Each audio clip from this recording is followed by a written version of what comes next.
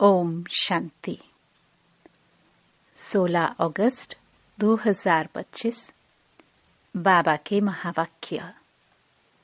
मीठे बच्चे, तुम्हारी एम ऑब्जेक्ट है वंडरफुल रंग बिरंगी दुनिया, स्वर्ग का मालिक बनना। तो सदा इसी खुशी में हर्षित रहो, मुरझाया हुआ नहीं। प्रश्न: तकदीरवान बच्चों को कौन सा उमंग सदा बना रहेगा? उत्तर: हमें बेहद का बाप नई दुनिया का प्रिंस प्रिंसेस बनाने के लिए पढ़ा रहे हैं। तुम इसी उमंग से सबको समझा सकते हो कि इस लड़ाई में स्वर्ग समाया हुआ है। इस लड़ाई के बाद स्वर्ग के द्वार खुलने हैं। इसी खुशी में रहना है और खुशी खुशी से दूसरों को भी समझाना है। गीत। दुनिया रंग रंगीली बाबा। ओम शांति। यह किन्होंने कहा बाबा को कि दुनिया रंग बिरंगी है? अब इनका अर्थ दूसरा कोई समझ न सके। बाप ने समझाया है, यह खेल रंग रंगीला है। कोई भी बायोस्कोप आदि होता है तो बहुत रंग बिरंगी सीन सीनरिया आदि होती है ना। अब इस बेहद की दुनिया को कोई जानते ही नहीं। तुम्हारे में भी नंबरवार पुरुषार्थ अनुसार सारे विश्व के आदि मध्य अंत का ज्ञान है। तुम समझते हो स्वर्ग कितना रंग बिरंगा है, खूबसूरत है, जिसको कोई भी जानते नहीं, कोई की बुद्धि में नहीं है। वह है वंडरफुल रंग बिरंगी दुनिया। गाया जाता है वंडर ऑफ द वर्ल्ड। इसको सिर्फ तुम जानते हो। तुम ही वंडर ऑफ वर्ल्ड के लिए अपनी अपनी तकदीर अनुसार पुरुषार्थ कर रहे हो। एम ऑब्जेक्ट तो है, वह है वंडर ऑफ वर्ल्ड। बड़ी रंग बिरंगी दुनिया है जहां हीरे जवाहरातों के महल होते हैं। तुम एक सेकंड में वंडरफुल वैकुंठ में चले जाते हो, खेलते हो, रास विलास आदि करते हो। बरोबर वंडरफुल दुनिया है ना। यहाँ है माया का राज्य। यह भी कितना वंडरफुल है। मनुष्य क्या क्या करते रहते हैं। दुनिया में यह कोई भी नहीं समझते कि हम नाटक में खेल कर रहे हैं। नाटक अगर समझे तो नाटक के आदि मध्य अंत का भी ज्ञान हो। तुम बच्चे जानते हो बाप भी कितना साधारण है। माया बिल्कुल ही भुला देती है। नाक से पकड़ा, यह भुलाया। अभी अभी याद में है, बहुत हर्षित रहते हैं। ओहो, हम वंडर ऑफ वर्ल्ड स्वर्ग के मालिक बन रहे हैं। फिर भूल जाते हैं तो मुरझा पड़ते हैं। ऐसा मुरझा जाते हैं जो भील भी ऐसा मुरझाया हुआ न हो। जरा भी जैसे कि समझते ही नहीं कि हम स्वर्ग में जाने वाले हैं। हमको बेहद का बाप पढ़ा रहे हैं।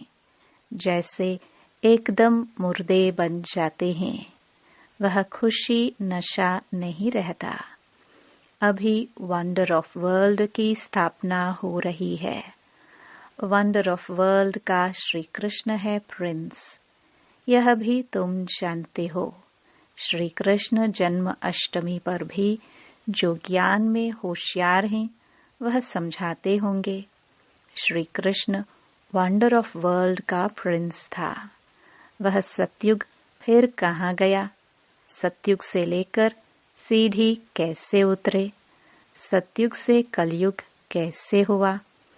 उतरती कला कैसे हुई? तुम बच्चों की बुद्धि में ही आएगा। उस खुशी से समझाना चाहिए, श्री कृष्ण आ रहे हैं, श्री कृष्ण का राज्य फिर स्थापन हो रहा है। यह सुनकर भारतवासियों को भी खुशी होनी चाहिए। परंतु यह उमंग उन्हों को आएगा जो तकदीरवान होंगे। दुनिया के मनुष्य तो रत्नों को भी पत्थर समझकर फेंक देंगे। यह अविनाशी ज्ञान रत्न है ना। इन ज्ञान रत्नों का सागर है बाप। इन रत्नों की बहुत वैल्यू है। यह ज्ञान रत्न धारण करने हैं। अभी तुम ज्ञान सागर से डायरेक्ट सुनते हो तो फिर और कुछ भी सुनने की दरकार ही नहीं। सतयुग में यह होते नहीं। न वहाँ LLB न सर्जन आदि बनना होता है। वहाँ यह नॉलेज ही नहीं। वहाँ तो तुम प्रारब्ध भोगते हो। तो जन्माष्टमी पर बच्चों को अच्छी रीति समझाना है। अनेक बार मुरली भी चली हुई है। बच्चों को विचार सागर मंथन करना है, तब ही पॉइंट्स निकलेंगी। भाषण करना है तो सवेरे उठकर लिखना चाहिए, फिर पढ़ना चाहिए। भूली हुई पॉइंट्स फिर ऐड करनी चाहिए। इससे धारणा अच्छी होगी। फिर भी लिखत मुआफिक सब नहीं बोल सकेंगे। कुछ न कुछ पॉइंट्स भूल जाएंगे। तो समझाना होता है श्री कृष्ण कौन है। यह तो वंडर ऑफ वर्ल्ड का मालिक था। भारत ही पैराडाइज था। उस पैराडाइज का मालिक श्री कृष्ण था। वह आपको संदेश सुनाते हैं कि श्री कृष्ण आ रहे हैं। राजयोग भगवान ने ही सिखाया है, अब भी सिखला रहे हैं। पवित्रता के लिए भी पुरुषार्थ करा रहे हैं। डबल सरताज देवता बनाने के लिए। यह सब बच्चों को स्मृति में आना चाहिए। जिनकी प्रैक्टिस होगी वह अच्छी रीति समझा सकेंगे। श्री कृष्ण के चित्र में भी लिखत बड़ी फर्स्ट क्लास है। इस लड़ाई के बाद स्वर्ग के द्वार खुलने हैं। इस लड़ाई में जैसे स्वर्ग समाया हुआ है। बच्चों को भी बहुत खुशी में रहना चाहिए। जन्माष्टमी पर मनुष्य कपड़े आदि नए पहनते हैं, लेकिन तुम जानते हो कि अभी हम यह पुराना शरीर छोड़ नया कंचन शरीर लेंगे। कंचन काया कहते हैं ना, अर्थात सोने की काया। आत्मा भी पवित्र, शरीर भी पवित्र। अभी कंचन नहीं है, नंबरवार बन रही है। कंचन बनेंगी ही याद की यात्रा से। बाबा जानते हैं, बहुत हैं जिनको याद करने का भी अक्ल नहीं है। याद की जब मेहनत करेंगे तब ही वाणी जौहरदार होगी। अभी वह ताकत कहाँ है, योग है नहीं। लक्ष्मी नारायण बनने की शक्ल भी चाहिए ना, पढ़ाई चाहिए। श्री कृष्ण जन्माष्टमी पर समझाना बहुत सहज है। श्री कृष्ण के लिए कहते हैं श्याम सुंदर। श्री कृष्ण को भी काला, नारायण को भी काला, राम को भी काला बनाया है। बाप खुद कहते हैं, मेरे बच्चे जो पहले ज्ञान चिता पर बैठ स्वर्ग के मालिक बने, फिर कहाँ चले गए। काम चिता पर बैठ नंबरवार गिरते चले आए। सृष्टि भी सतो प्रधान, सतो रजो तमो बनती है, तो मनुष्यों की अवस्था भी ऐसी होती है। काम चिता पर बैठ सब श्याम अर्थात काले बन गए हैं। अब मैं आया हूँ सुंदर बनाने। आत्मा को सुंदर बनाया जाता है। बाबा हर एक की चलन से समझ जाते हैं। मनसा वाचा कर्मणा कैसे चलते हैं। कर्म कैसे करते हैं उससे पता पड़ जाता है। बच्चों की चलन तो बड़ी फर्स्ट क्लास होनी चाहिए। मुख से सदैव रतन निकलने चाहिए। श्री कृष्ण जयंती पर समझाने का बहुत अच्छा है। श्याम और सुंदर की टॉपिक हो। श्री कृष्ण को भी काला तो नारायण को फिर राधे को भी काला क्यों बनाते हैं? शिवलिंग भी काला पत्थर रखते हैं। अब वह कोई काला थोड़ी है। शिव है क्या और चीज क्या बनाते हैं? इन बातों को तुम बच्चे जानते हो। काला क्यों बनाते हैं तुम इस पर समझा सकेंगे। अब देखेंगे बच्चे क्या सर्विस करते हैं। बाप तो कहते हैं यह ज्ञान सब धर्म वालों के लिए है। उन्हों को भी कहना है। बाप कहते हैं मुझे याद करो तो तुम्हारे जन्म जन्मांतर के पाप कट जाएंगे। पवित्र बनना है।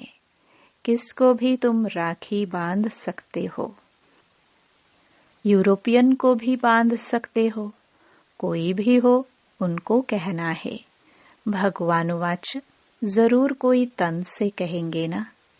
कहते हैं मामेकम याद करो। देह के सब धर्म छोड़ अपने को आत्मा समझो। बाबा कितना समझाते हैं फिर भी नहीं समझते हैं तो बाप समझ जाते हैं इनकी तकदीर में नहीं है। यह तो समझते होंगे शिव बाबा पढ़ाते हैं। रथ बिगर तो पढ़ा ना सके। इशारा देना ही बस है। कोई कोई बच्चों को समझाने की प्रैक्टिस अच्छी है। बाबा मम्मा के लिए तो समझते हो यह ऊंच पद पाने वाले हैं। मम्मा भी सर्विस करती थी ना। इन बातों को भी समझाना होता है। माया के भी अनेक प्रकार के रूप होते हैं। बहुत कहते हैं हमारे में मम्मा आती है, शिव बाबा आते हैं, परंतु नई नई पॉइंट्स तो मुकर्रर तन द्वारा ही सुनाएंगे कि दूसरे किसी द्वारा सुनाएंगे। यह हो नहीं सकता। ऐसे तो बच्चियां भी बहुत प्रकार की पॉइंट्स अपनी भी सुनाती हैं। मैगजीन में कितनी बातें आती हैं। ऐसे नहीं कि मम्मा बाबा उनमें आते वह लिखवाते हैं। नहीं, बाप तो यहाँ डायरेक्ट आते हैं। तब तो यहाँ सुनने के लिए आते हो। अगर मम्मा बाबा कोई में आते हैं तो फिर वहाँ ही बैठ उनसे पढ़े। नहीं, यहाँ आने की सबको कशिश होती है। दूर रहने वालों को और ही जास्ती कशिश होती है। तो बच्चे जन्माष्टमी पर भी बहुत सर्विस कर सकते हैं। श्री कृष्ण का जन्म कब हुआ यह भी किसको पता नहीं है। तुम्हारी अब झोली भर रही है तो खुशी रहनी चाहिए, परंतु बाबा देखते हैं खुशी कोई कोई में बिल्कुल है नहीं। श्रीमत पर न चलने का तो जैसे कसम उठा लेते हैं। सर्विसेबल बच्चों को तो जैसे सर्विस ही सर्विस सूझती रहेगी। समझते हैं बाबा की सर्विस नहीं की, किसको रास्ता नहीं बताया तो गोया हम अंधे रहे। यह समझने की बात है ना। बैज में भी श्री कृष्ण का चित्र है। इस पर भी तुम समझा सकते हो। कोई से भी पूछो इन्हों को काला क्यों दिखाया है, बता नहीं सकेंगे। शास्त्रों में लिख दिया है राम की स्त्री चुराई गई, परंतु ऐसी कोई बात वहां होती नहीं। यह भारतवासी ही परिस्तानी थे, अब कब्रस्थानी बने हैं। फिर ज्ञान चिता पर बैठ दैवी गुण धारण कर परिस्तानी बनते हैं। सर्विस तो बच्चों को करनी है, सबको पैगाम देना है। इसमें बड़ी समझ चाहिए। इतना नशा चाहिए। हमको भगवान पढ़ाते हैं, भगवान के साथ रहते हैं, भगवान के बच्चे भी हैं, तो फिर हम पढ़ते भी हैं। बोर्डिंग में रहते हैं तो फिर बाहर का संग नहीं लगेगा। यहाँ भी स्कूल है ना। क्रिश्चियन में फिर भी मैनर्स होते हैं। अभी तो बिल्कुल नो मैनर्स, तमो प्रधान पतित हैं। देवताओं के आगे जाकर माथा टेकते हैं। कितनी उनकी महिमा है। सतयुग में सभी के दैवी कैरेक्टर थे, अभी आसुरी कैरेक्टर हैं। ऐसे ऐसे तुम भाषण करो तो सुनकर बहुत खुश हो जाए। मुख छोटा बात बड़ी, यह श्री कृष्ण के लिए कहते हैं। अभी तुम कितनी बड़ी बातें सुनते हो, इतना बड़ा बनने के लिए। तुम राखी कोई को भी बांध सकते हो। यह बाप का पैगाम तो सबको देना है। यह लड़ाई स्वर्ग का द्वार खोलती है। अब पतित से पावन बनना है। बाप को याद करना है, देहधारी को नहीं याद करना है। एक ही बाप सर्व की सद्गति करते हैं। यह है ही आयरन एज्ड वर्ल्ड। तुम बच्चों की बुद्धि में भी नंबरवार पुरुषार्थ अनुसार धारणा होती है। स्कूल में भी स्कॉलरशिप लेने के लिए बहुत मेहनत करते हैं। यहाँ भी कितनी बड़ी स्कॉलरशिप है। सर्विस बहुत है। माताएं भी बहुत सर्विस कर सकती हैं। चित्र भी सब उठाओ।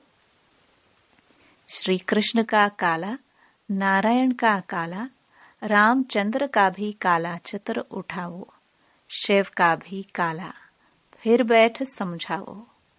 देवताओं को काला क्यों किया है? श्याम सुंदर।